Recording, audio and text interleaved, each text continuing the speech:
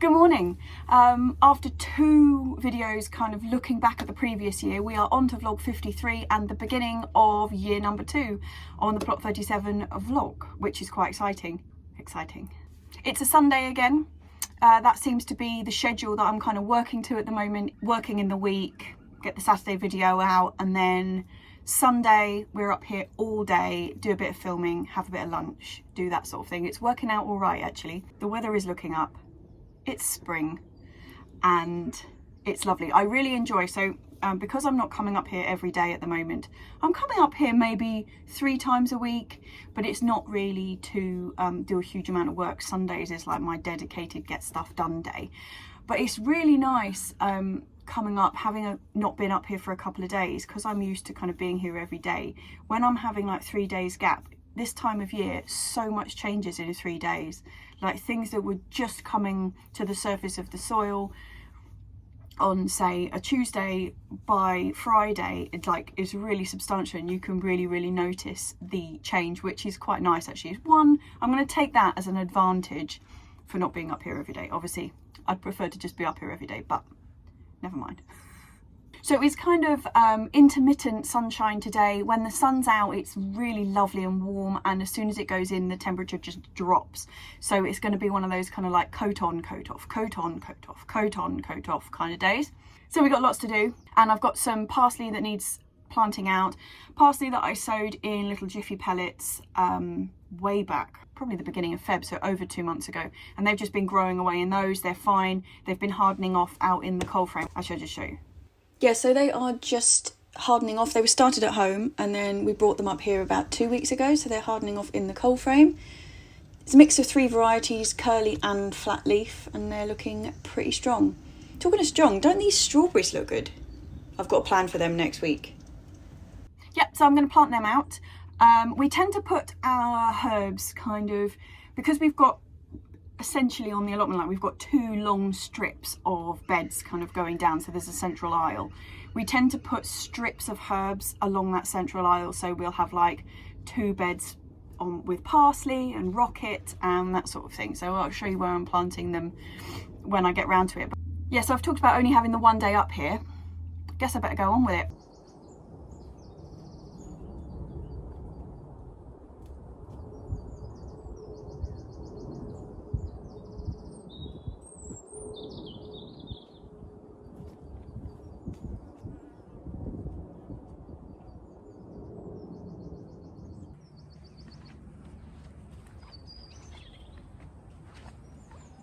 So as you can see, the girls are out and about, enjoying their freedom.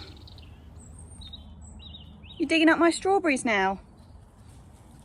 Bugger off.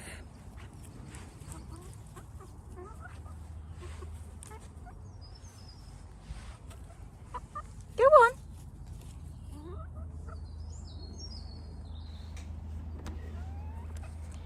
So this is some of last year's parsley, still going.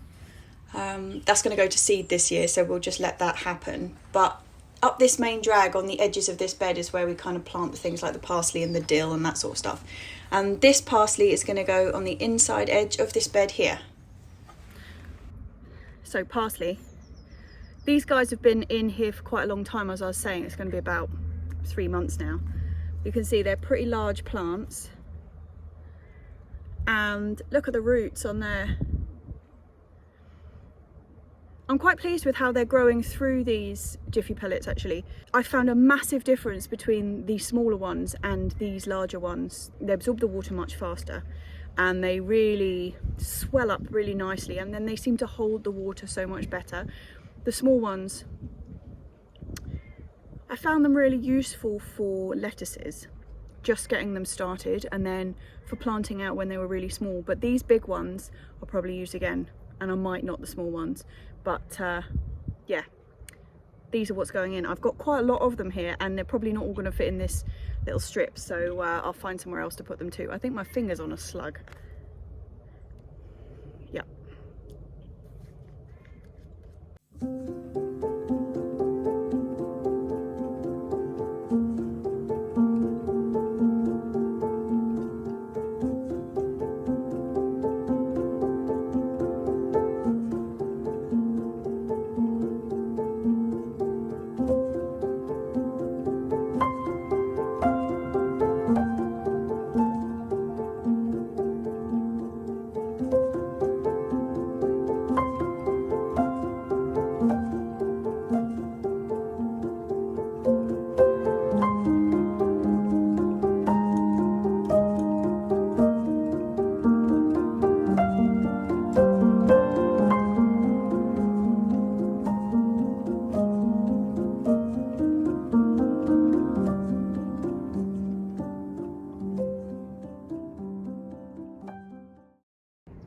Okay, I've got a few smaller ones that I'm just going to plonk in around, you know where I put the teepees up for the peas and the mange too? I've left kind of a bit of space in there because I've staggered them to make them easier for picking, so I'm just going to plonk these in there in a bit of a clump.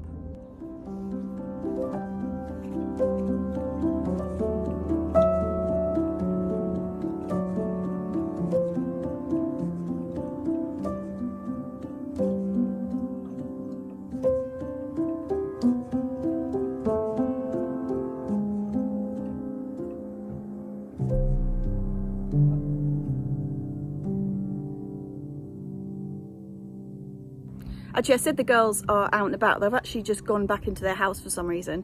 Our head hen, so like the top of the pecking order, is Delphi, who's the black one, and she has gone broody, and she often goes broody. She has a track record of it, and we did used to have a cockerel, but nothing ever really came of it. And yeah, so she's inside, so I'll just show you. The girls are back in their house at the moment. Let's go into the house. What are you doing, little madam? What's going on? Hey, Lou? You coming out, Saf? You wondering what's going on, chicken? Huh? Bark, bark? Lally girl? Hey, you lally girl, what are you doing in here? You could be out eating my sorrel and picking all the leaves off the chard. What are you doing in here? Huh? You're missing out on an opportunity to cause havoc. There's that Delphi. What are you doing, chicken? Angry girl. Yes, she's a really unhappy chicken. They really make me laugh when they get broody because they just get so angry. Like really, really grumpy, and they can puff up and yeah, I shouldn't take the piss really. It's probably a very stressful time for them, but I find it really funny. Hey girls. And it's beautiful sunshine out there. I don't know what they're doing hiding in here. Right, next on the agenda this morning is I've got this rosemary and this sage, which I took as cuttings last year. They're looking really strong, and I'm going to stick them out into their permanent homes. So if you remember, I made these little strip beds outside the poly, what was it, a couple of months ago now, or maybe a month ago. But these are going to be mainly herbs with a bit of kind of calendula and stuff in it. We've currently got this mint, which needs to be repotted because it's in a terrible state. Like here is some actual mint. And in here it's been invaded by this stuff, which is my nemesis, lemon balm.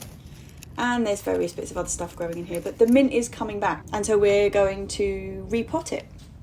So these are the chives that I split and transplanted fairly recently. They're looking really strong. In here's where I'm going to put the sage, and this is an osteospermum which really didn't enjoy the frost, so that's coming out. We also have an oregano hiding in here. So mint is a really interesting creature. It's really, really rampant, so it spreads like crazy, but when you have it in a pot, it tends to just grow around the outside of the pot and you get like a hollow inside. You see how these are like squashed against the edge? It's really nice new growth in there though, so what I'm going to do is like split this right open, empty it out, and then repot the individual sections into their own pots. When you're repotting mint, you want to plant a small amount of it right in the centre of a pot, because the first thing it does is rush to the edges.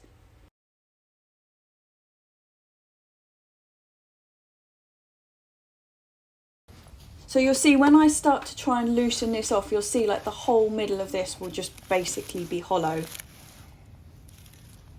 And it should come away in like a strip from around the edge.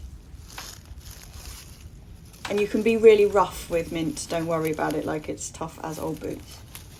Yeah, look, do you see how this is just like going around the edge of the pot rather than filling the whole centre? Actually, the only thing in the middle of this is the bloomin' lemon balm. I really don't like lemon balm tea. I know that quite a lot of people really like it, but I don't like it, and I don't know another use for lemon balm. If you know any other uses for it, let me know, because I've got so much of it. So here we've got the whole strip, and I'm just going to cut this into segments. I've got some bits of grass, and there's also, what are they, little nigella seedlings all the way through this. So I'll just strip it out and get ready to snip it up into more manageable sections.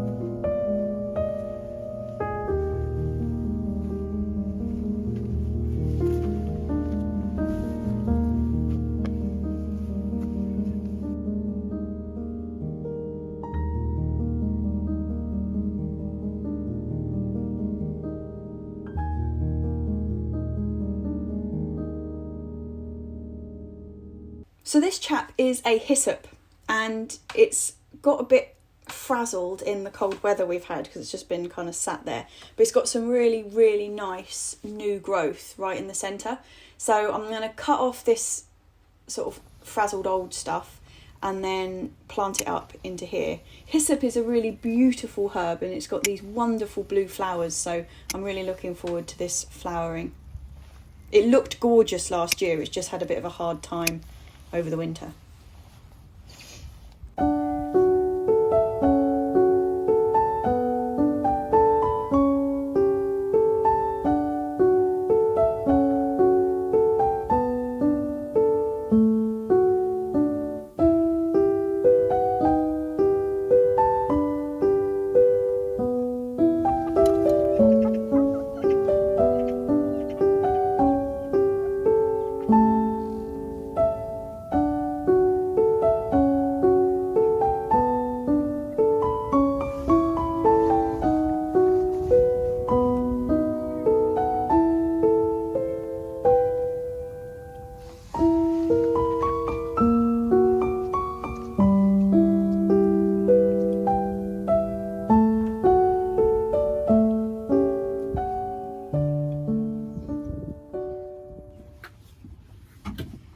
Okie dokie.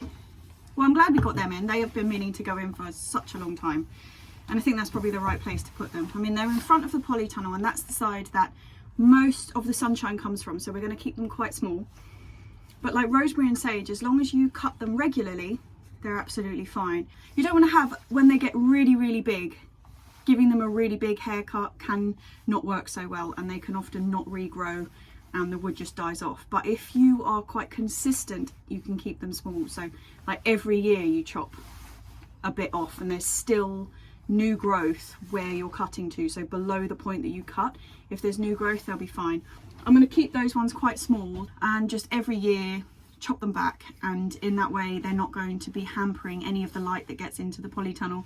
Remember that inside the poly house we've got raised beds that are about, what are they, 18, so 40 centimeters high, so that's where the bed is going to start, so they can be quite tall without actually shading anything inside the polytunnel. So what's next on the list? Well, before I go today, I am going to pick some more rhubarb, because last week in the vlog we had some rhubarb and raspberry cake, which was really good, which is kind of a mishmash, kind of amalgam recipe that we've put together, and it is really delicious, and we've run out. We ate that one pretty sharpish. My mum and dad are fiends for cake, so I'm going to pick some more of that before I go today and make that when I get home, and I'll show you how I do it.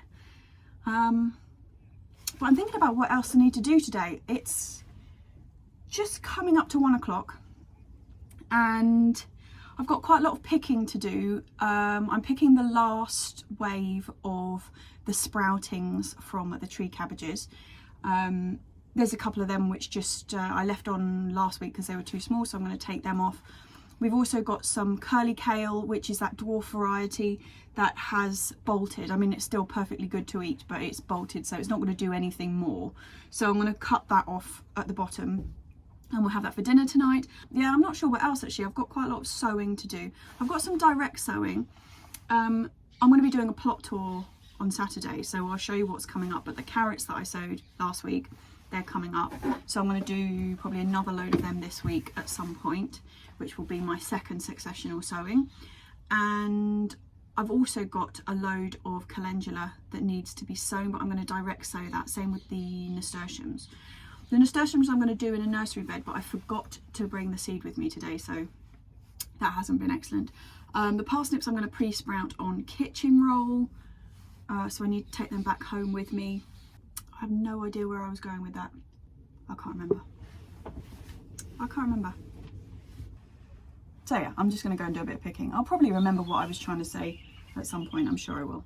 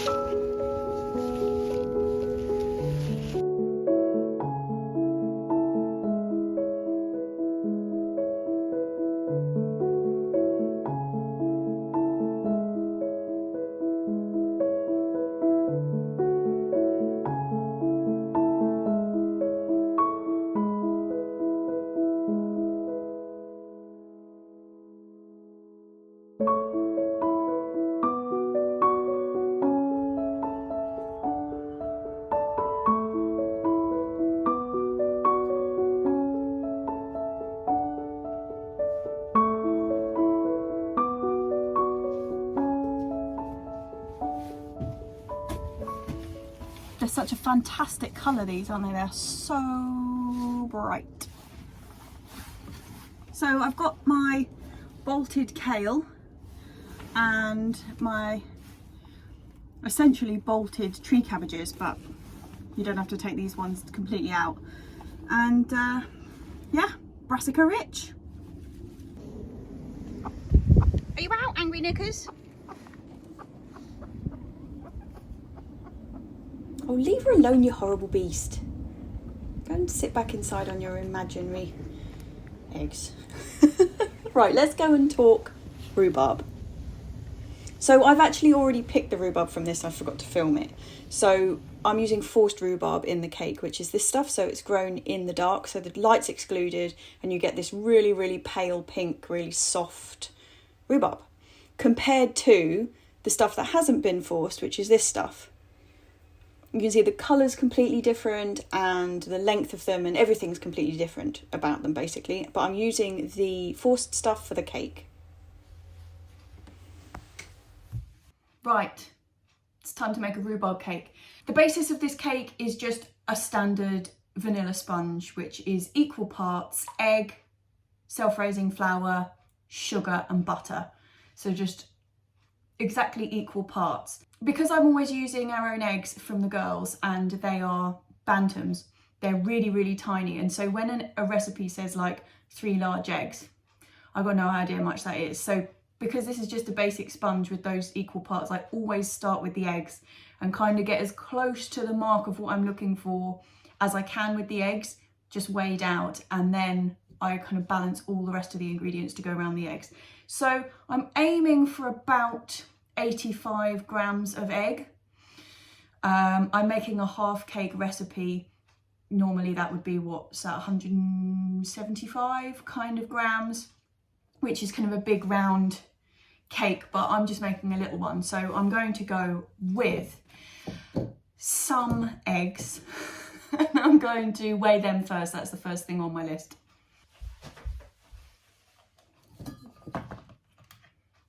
You see these little chaps? They're so small.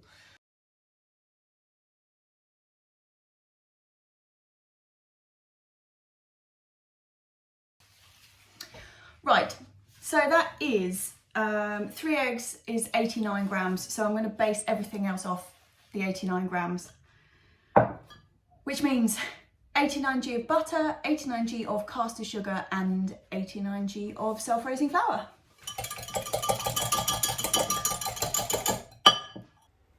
So if I was using unforced rhubarb, so like the more meaty stuff that's outside, it's much tartar, much sharper flavour.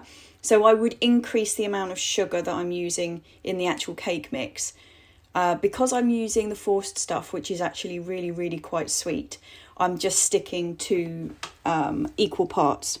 But I would probably put in another 20 grams of sugar if I was using normal rhubarb. So it turns out I've actually run out of self-raising flour, or any flour of any sort actually, apart from bread making flour, and I'm not going to use that.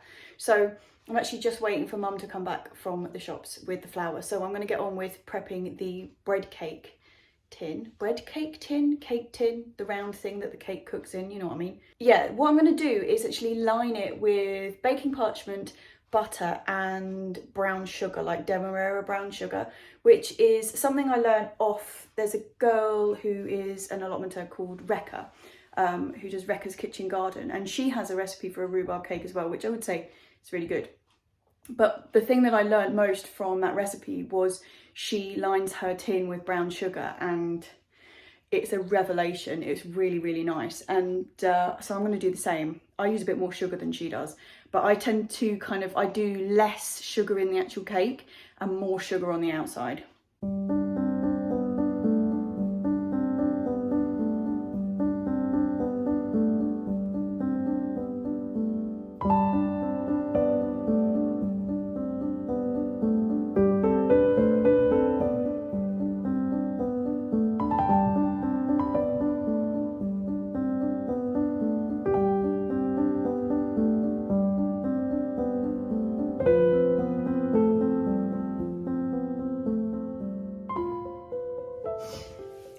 Right, Mum to the rescue. She's got the flour, so I'm going to weigh that out now too. So what were we on?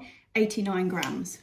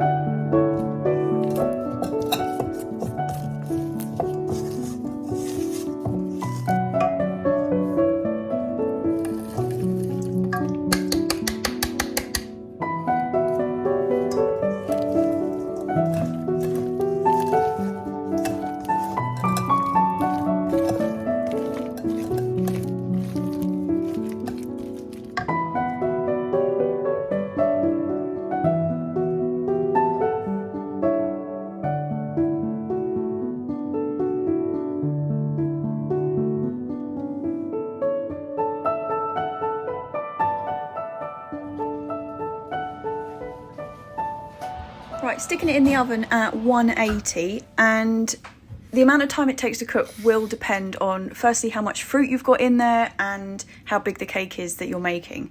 I'm going to set my timer for 25 minutes and I will test it with a skewer then.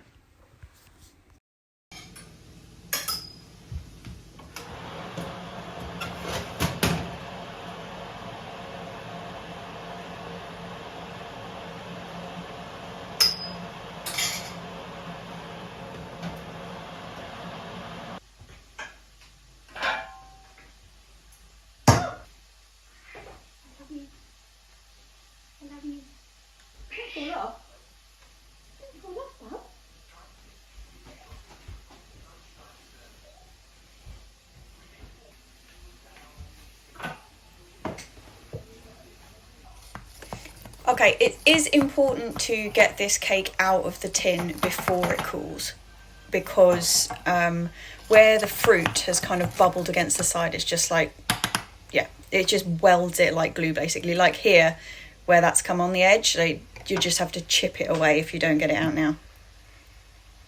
These cake tins with the bottoms that come away are just so easy for this, because you can just slide them down and it's perfect. And it's perfect. So I'm going to leave that to cool, and where that sugar's been across the top, you've got a really, really nice, like, crunchy top surface.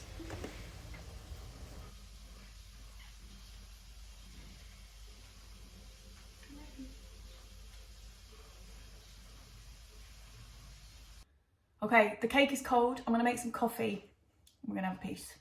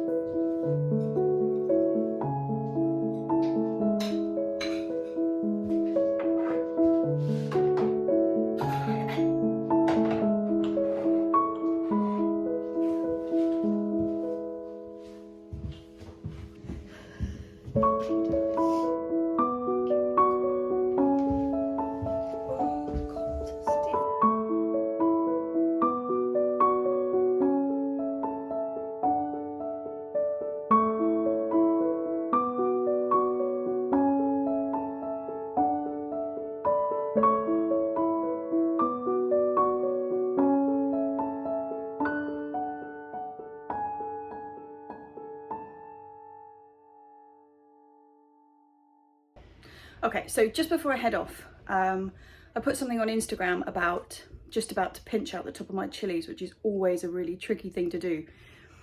Not tricky like difficult, just tricky psychologically, because you feel like you're just kind of like taking away their growth when you've been encouraging them to grow for such a long time.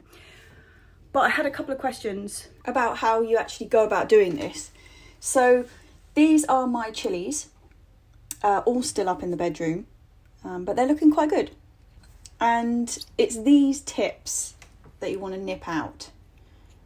I know it seems really cruel, really cruel. But what you want to do is just take out the very, very top of your chilli.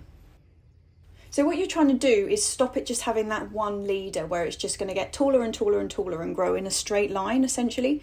If you take this bit out, you're going to encourage the little side shoots to start growing. So hang on, if I can just angle this right, can you see, up, can you see that little tiny notch in there? Like that will become another branch. And you'll get loads more fruit across the whole of your plant rather than just having that main stem. So I'm going to do that to all of these. Sometimes you find that like one of your plants is just growing really bushily anyway, and then you don't need to, but it does make a difference. Yeah, so it looks brutal, but all you're trying to do is encourage them to bush out a bit more rather than being one long stem with kind of a few fruit and flowers on it, or you wanted for it to bush out, have multiple kind of leader stems, and then you're just going to get a lot more fruit and the plants are going to be a lot more compact. So it does make sense, but it is pretty difficult to do. Some people pinch theirs out when they're much smaller than mine are, and I've had a couple of losses doing it that way. So I'm not quite brave enough to do that. I wait till they've got about maybe 3 sets of really good strong leaves on them, and then I'll take out that top bit. But yeah, anyway, good luck with that. I hope that was useful. Yeah, so that was vlog 53. Back into the swing of things now. I haven't finished painting this room, sort of half of it's done, and because I haven't been able to clear everything out of the room, I've just been kind of like moving everything from one side of the room to the other to paint it. So I'm still got to paint the wardrobe, and the wall under the window where the chillies are is still unpainted. So I'm creeping up on it. It's getting there slowly. So next Saturday's video is going to be the April plot tour, and even though so much has changed in the last month, it's incredible. I spotted the first asparagus yesterday afternoon, and that is like 2 and a bit weeks behind where it was last year. So we're running, on average across the allotment at the moment, we're running about 3 weeks behind last year, which is, that's a considerable amount of time. But last year, I don't know if you remember, we had an incredibly hot spring, and this year we're having the opposite. We're having a really cold spring after having a really harsh winter. So last year's spring, everything was so far advanced because things like the rhubarb actually hadn't died down last year. Like, the winter was so mild. We only had 1 light ground frost down here last year, and yeah, so the rhubarb was still up, so that when the warm weather came in for spring, like, everything was just ready to go and it all came up in a huge bang. Whereas this year we've had that really cold spell in winter. We had frost, proper frost, like I haven't seen for years, and now we've had a really slow kind of rise out of the winter, and it's still pretty cold, so everything's just that bit behind. But I think, like I was saying, like last year I think everything was ahead. So probably the normal would be somewhere between the two of where we were last year and this year. But anyway, it's quite interesting. That's one of the things I really enjoyed about putting those 2 videos together for last week. I know they were a bit of a break from the norm, but I hope you enjoyed them. But that was really amazing, going back through all that footage and just seeing how different the year was to how it's playing out already this year. So a couple of things to mention about those videos. Firstly, the look back vlog last week, I had the most amazing response from people in the comments, and it properly made me like, I'm not much of a crier. In fact, I'm not a crier unless I'm cutting onions, then I weep. But I'm not much of a crier, but I was really quite yeah, I was astounded by the comments that I got at the end of that video. All these people who've kind of been along with Mum and I for the year of vlogging, and it was quite incredible.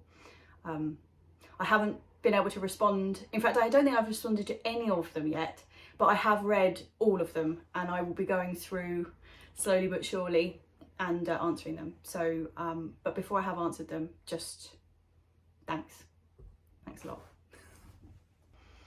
Quite something, but I'm really excited because last year we had those storms just as the apricots started flowering. We've got apricots.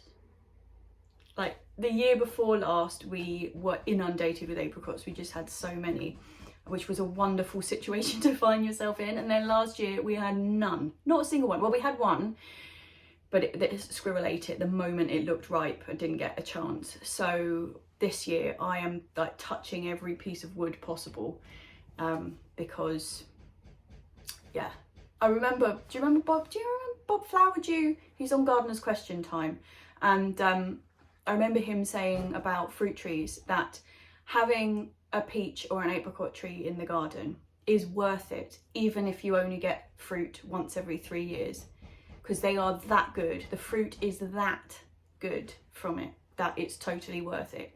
And so far, out of the 4 years I think it is, 4 years that we've had that apricot tree, we've only had 1 year where we didn't get any fruit. So I think we're doing all right. So anyway, I'll probably ramble on about that and show you loads of close-up bits of footage of little tiny baby hairy apricots in the plot tour next week.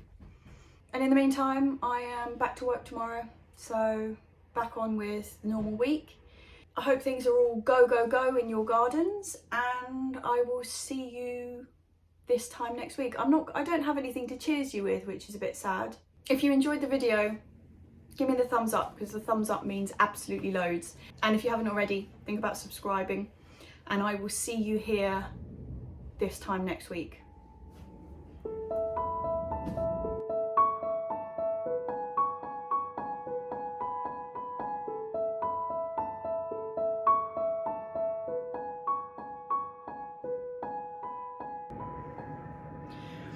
Good morning, it is Monday morning, and it's snowing. It's May. It's not May. It's April. What is this?